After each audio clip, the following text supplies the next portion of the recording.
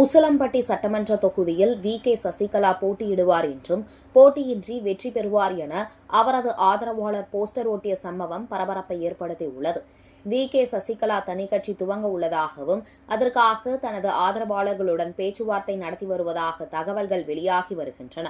இதனை உறுதி செய்யும் வண்ணமாகவும் மதுரை மாவட்டம் உசிலம்பட்டி தொகுதியில் வி.கே. சசிகலா போட்டியிட வாய்ப்பு உள்ளதாக அவரது ஆதரவாளரும் முன்னாள் காவலருமான ஒச்சா தேவர் என்பவர் போஸ்டர் அடித்து ஒட்டிய சம்பவம் பரபரப்பை ஏற்படுத்தியுள்ளது.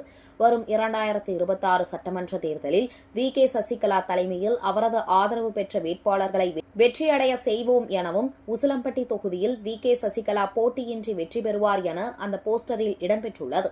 மேலும் உசிலம்பட்டி மற்றும் செக்கானூரணி, மதுரை மாநகர் பகுதிகளில் இந்த போஸ்டர்கள் ஒட்டப்பட்டுள்ளன. வி.கே. சசிகலா தனிக்கட்சி ஆரம்பிக்கப் போவதை உறுதி செய்யும் வண்ணம் அவரது ஆதரவாளர் போஸ்டர் ஒட்டிய சம்பவம் பெரும் பரபரப்பை ஏற்படுத்தியுள்ளது.